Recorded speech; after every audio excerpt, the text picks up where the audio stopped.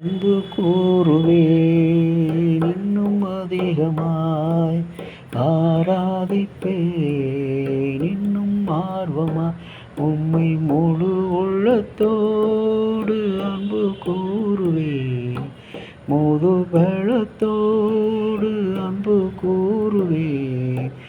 ஆராதனை ஆராதனை ஆராதனை ஆராதனை. தந்தை மகன் தூய ஆவியின் திரியேக ஆசீர்வாதம் நம் அனைவரையும் ஆசீர்வதித்து காப்பதாக. ஆமேன். கிறிஸ்துவுக்குள் அன்பான இறை மக்களே, இந்த நாளின் சிந்தனைக்காக யோசுவா 13ஆம் அதிகாரம் முதல் வசனம். யோசுவா வயது சென்ற காரணத்தினாலே கர்த்தர் அவனிடம், நீ வயது சென்றவனும் முதிர் வயதும் உள்ளவனுமாய் சொந்தமாக்கி கொள்ள தேசம் இன்னும் கைவசப்படாமல் இருக்கிறது, அதிகம் மீதி இருக்கிற நாடுகள் இவைகளே என்று சொல்லி அங்கு ஒரு பட்டியலை கொடுக்கிறார். அன்பான இறை மக்களே, மனிதன் இந்த உலகம் முழுவதும் ஆதாயப்படுத்தி கொள்ள வேண்டும், உலகத்தை பண்படுத்த வேண்டும், பராமரிக்க வேண்டும் என்று அவனிடத்தில் உலகத்தை கடவுள் கொடுத்தார். ஆனால் இன்றைக்கு இந்த பகுதியிலே பார்க்கும்போது யோசுவா மூலமாக, மோசே மூலமாக அநேக மக்களை முறியடித்து சொந்தமாக்கி கொள்ளுகிற அனுபவம்.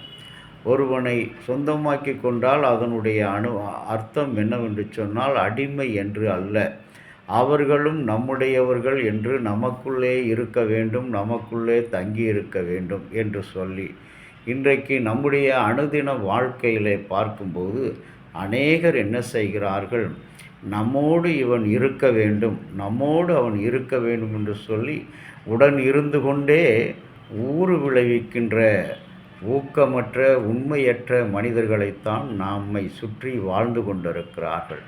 இன்றைக்கு அதில் ஒரு சிலரை பார்க்கும்போது நான் கண்டிப்பாக பிறருடைய வாழ்வை நான் அழிக்க எத்தனிக்க மாட்டேன், முயற்சிக்க மாட்டேன் என்று ஆண்டவராகிய கடவுள் சொல்கிறார். ஆகவே அன்புக்குரிய இறை மக்களே, கடவுள் நம்முடைய வாழ்க்கையில் என்ன தேவை என்பதை, எந்தெந்த இடம் உனக்கு தேவை, இன்றைக்கு நாம் நம்முடைய தகுதிக்கு மேல் ஆசைப்படுகிறோம் என்பதுதான் கடவுள் விரும்பாத ஒரு காரியம். நம்முடைய ஆண்டவருடைய சித்தம் என்ன, அந்த சித்தத்துக்கு விரோதமான காரியங்களை நாம் ஈடுபட்டு திருட்டிலும், பொய்யிலும், பொறாமையிலும், பகைமையிலும், வாக்குவாதத்திலும், போரிடுவதிலும், குற்றம் சுமத்துவதிலும், பொறாமை கொள்வதிலும் நாம் வாழ்வதினால்தான் இன்று வரை நாம் நிலையில்லாமல் இருந்து கொண்டிருக்கிறோம். எதுவும் நமக்கு சொந்தமில்லாமல் இருந்து கொண்டிருக்கிறது. அன்புக்குரிய இறை மக்களே, என்னுடைய ஆவிக்குரிய வாழ்க்கையில் அவ்வாறு கடவுளுடைய ஆசீர்வாதத்தை நாம் அநேக நிறை இழந்திருக்கிறேன். அதே நேரத்தில் திருந்தி ஆண்டவரிடத்தில், கடவுளே உம்முடைய சித்தம் என்ன என்று சொல்லி கேட்கும் பொழுது அந்த ஆசீர்வாதங்களை எல்லாம் நான் திரும்ப பெற்றிருக்கிறேன். இன்றைக்கு இதை கேட்டுக்கொண்டிருக்கிற, எப்படி யோசுவா முதிர் வயது உள்ளவனாக இருந்து, அதாவது இளமையில் கல்வதும், இளமையில் கற்பதும், இளமையில் உழைப்பதும் மனிதனுடைய ஊக்கமாக இருக்கிறது, உயர்வாக இருக்கிறது. ஆனால் முதிர் வயதில் அவன் சொந்தமாக்கி கொள்ள வேண்டும் என்ற ஒரு வாழ்க்கையை ஆண்டவராகிய கடவுள் இந்த பகுதியில் 13ஆம் அதிகாரம் முதல் வசனத்திலே சொல்கிறார். அங்கு ஒரு பெரிய பட்டியலையே கொடுக்கிறார்.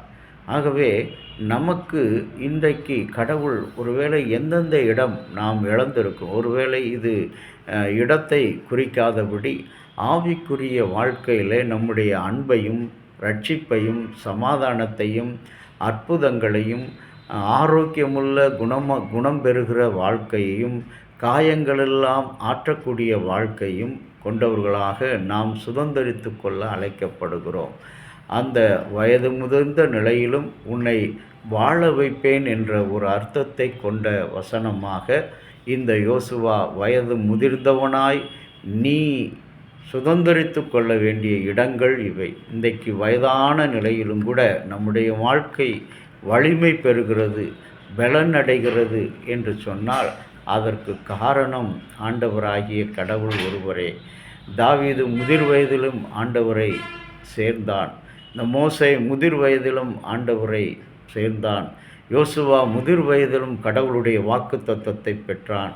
ஆபிரகாம் முதிர் வயதிலும் பெற்றான். இன்றைக்கு ஒருவேளை இளம் வயதில் உழைப்பதை விட்டுவிட்டு ஊதாரித்தனமாய் சுற்றித் திரிந்த அந்த கெட்ட குமாரனைப் போல நாம் வாழ்ந்திருக்கலாம். இந்த கடைசி நேரத்திலாவது இந்த வார்த்தை கேட்கிற அன்பு தேவ பிள்ளையே, இந்த கடைசி நாட்களிலாவது நீ கர்த்தருடைய வார்த்தையை செவிகொடு. அவர் உனக்காக வைத்திருக்கிற அந்த பரம ஸ்தலத்தை சுதந்தரித்துக்கொள். ஆரோக்கியமும் சமாதானமும் மிகுந்த அன்பும் இரட்சிப்பும் நிறைந்த ஒரு வாழ்க்கை. உன் பாவங்களை அறிக்கையிட்டு நீ அவைகளை விட்டுவிட்டால் கடவுளிடத்திலே இரக்கத்தை பெறுகிற மனிதனாக இருக்கிறார். இன்றைக்கும் அப்படிப்பட்ட இரக்க சிந்தனையோடு, கடவுளே, நீர் எனக்கு இந்த வயதான காலத்தில் என்ன கொடுக்க சித்தமாக இருக்கிறீர் என்று கடவுளிடத்தில் நாம் கெஞ்சி கேட்போம்.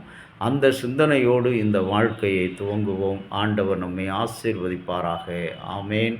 இரக்கமுள்ள பரலோக பிதாவே, உம்முடைய அன்பாலும் இரக்கத்தினாலும் நாங்கள் உம்மை போற்றி துதிக்கிறோம், வாழ்த்துகிறோம், வணங்குகிறோம், ஆசீர்வதிக்கிறோம். கர்த்தர் எங்களோடு கூட இருந்து நிறைவான காரியங்களை எங்களுக்கு தாரும். ஆண்டவரை, இளவயதின் பாவங்களை நாங்கள் நினையாதபடி, இளவயதின் தவறுகளை நினையாதபடி உமக்கு உகந்த பிள்ளைகளாக இந்த வயதான காலத்திலும் ஆண்டவரே, அந்த குடும்பத்துக்கும் பிள்ளைகளுக்கும் உழைக்க வேண்டிய காலங்களில் எங்களுக்கு என்ன தேவை என்பதை அறிந்திருக்கிறீர். அதற்காக எங்களை அர்ப்பணிக்கிறோம்.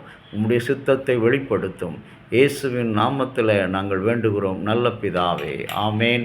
தந்தையாகிய கடவுளின் அன்பும் மைந்தராகிய இயேசுனுடைய அருளும் பரிசுத்த ஆவியினுடைய நல்ல உரம் பாதுகாப்பும் உங்கள் அனைவரோடு கூட இருப்பதாக. ஆமென்.